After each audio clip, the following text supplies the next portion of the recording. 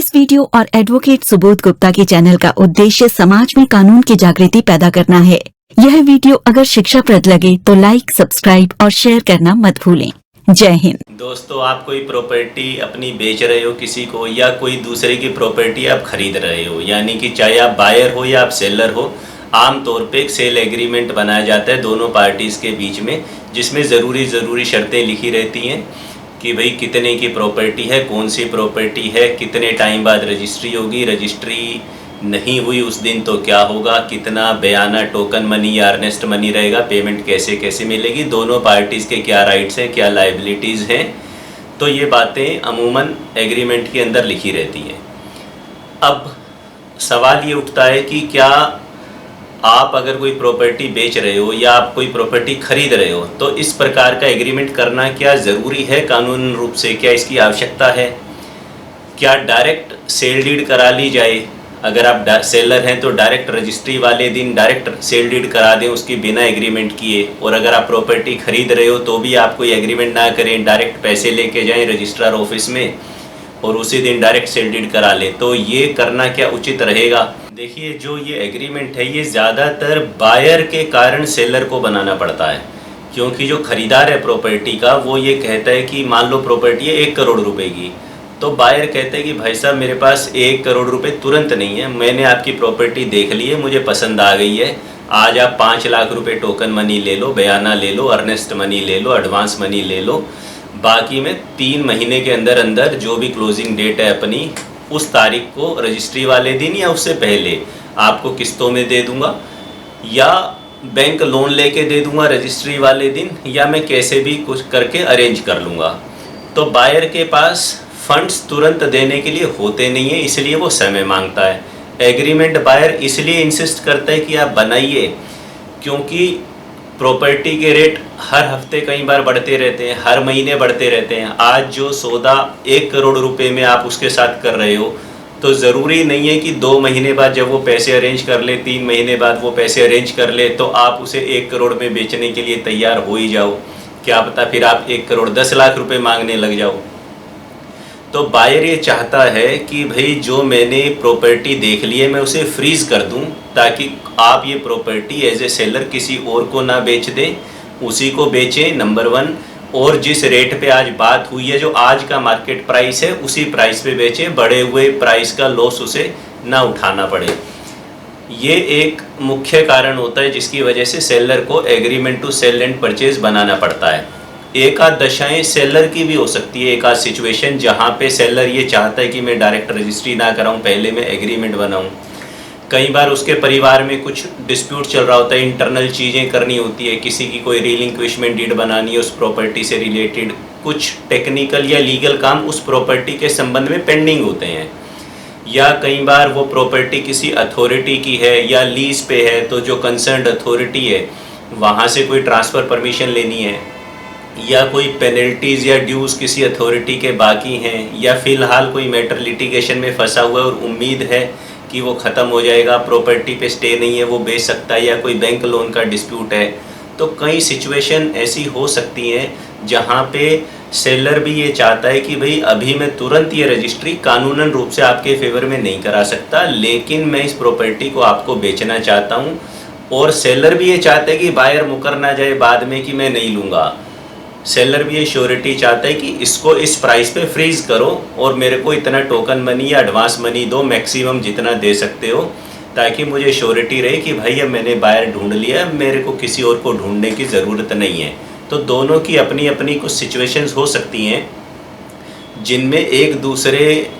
को बाइंड करने के लिए लीगल रूप से एग्रीमेंट को बनाया जाता है आमतौर पे। अब कुछ सिचुएशंस में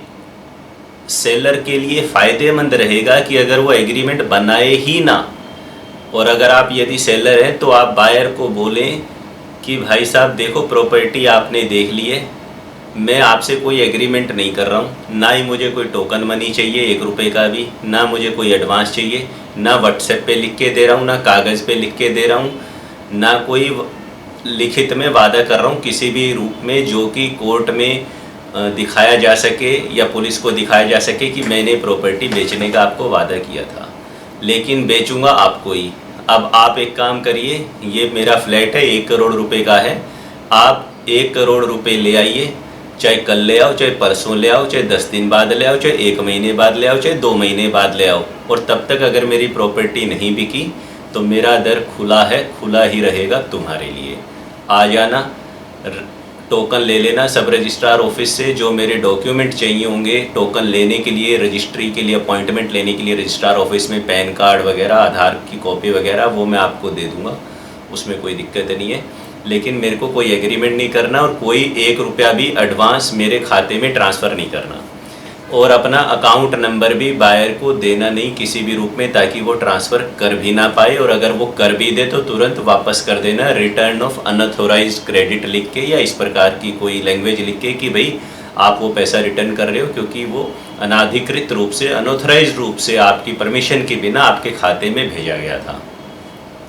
अब इससे एक पीस ऑफ माइंड तो आपको ये रहेगा कि भाई जो एग्रीमेंट में तरह तरह की शर्तें लिखी रहती हैं आप उससे बाउंड नहीं हुए। आमतौर पे कुछ बायर ये करते हैं या कुछ डमी बायर ये करते हैं, जो कि आमतौर पे प्रॉपर्टी डीलर होते हैं या इन्वेस्टर होते हैं, कि वो फ्लैट को या प्रॉपर्टी को खाली एग्रीमेंट करके उठा लेते हैं कि भाई ये खरीदेंगे, और फिर वो आगे दूसरा रियल बायर हायर वैल्यू का ढूंढ लेते हैं और फिर आपको बोलते हैं कि इसके नाम पे आप रजिस्ट्री करा दो। ये सारे कॉम्प्लिकेटेड प्रोसेसेस हैं और इसमें कई तरह के खतरे, मैंने अन्य कई वीडियो में इनकी डिटेल में चर्चा की है। अब अगर आप एग्रीमेंट बनाते ही नहीं हो और कोई टोकन मनी लेते ही नहीं हो तो आपकी प्रॉपर्टी के अंदर कोई भी लीगल रूप से थर्ड पार्टी इंटरेस्ट क्रिएट नहीं हुआ। यानी कि अगर आप एग्रीमेंट बनाते और सामने वाले ने आपको 5 लाख टोकन दिया होता और फिर वो बाद में आपको कहता कि भाई साहब अभी मेरे पास पैसे नहीं है, इस एग्रीमेंट की डेट एक्सटेंड कर दो, 10 दिन बाद दे दूंगा,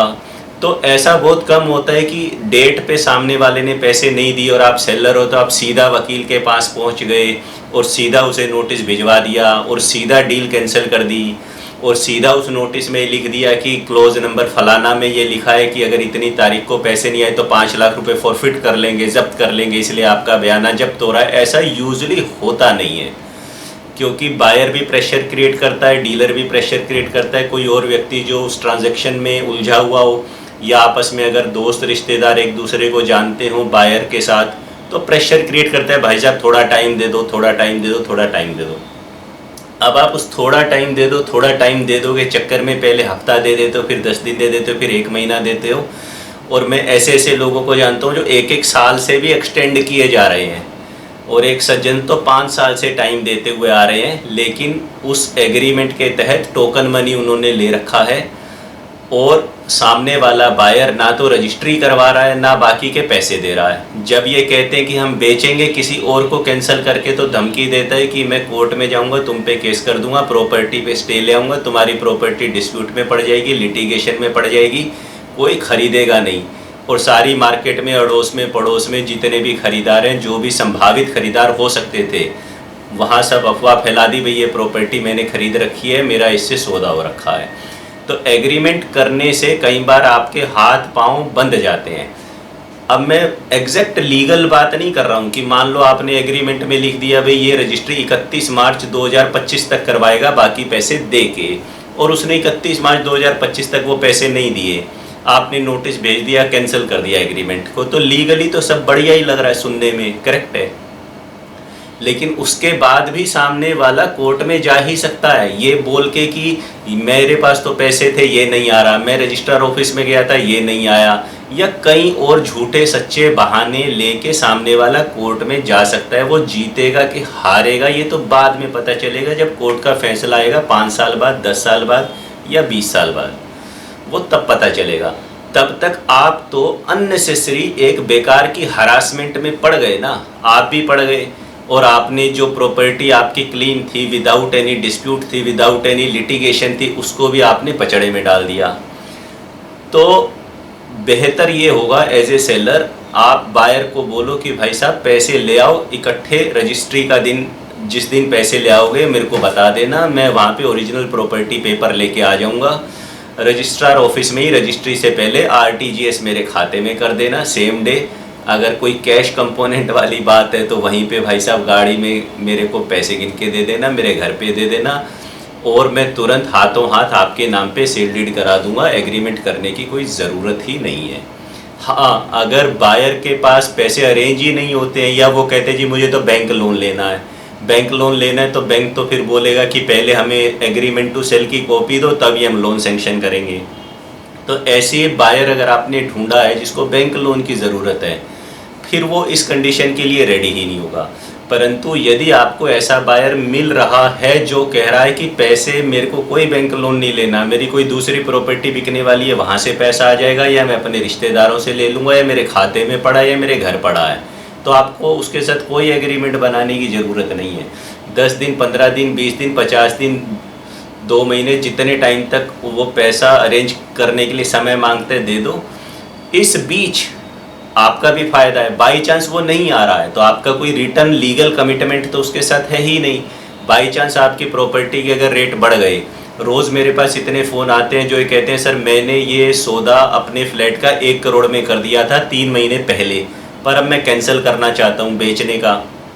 मैं कहता हूँ क्यों कैंसिल करना चाहते हो? कहते हैं सर अचानक से रेट बढ़ गए, अब 1 करोड़ 15 लाख का बिक रहा है, मुझे दूसरा बंदा, दूसरा बायर 1 करोड़ 15 लाख देने के लिए तैयार है।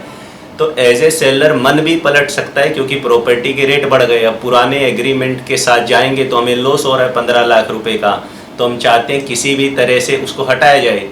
तो अब उसे लीगली हटाना, उस एग्रीमेंट को लीगली कैंसिल करना और उसके कारण और बहाने सोचना और कोर्ट से बचना, ये कठिन कार्य है।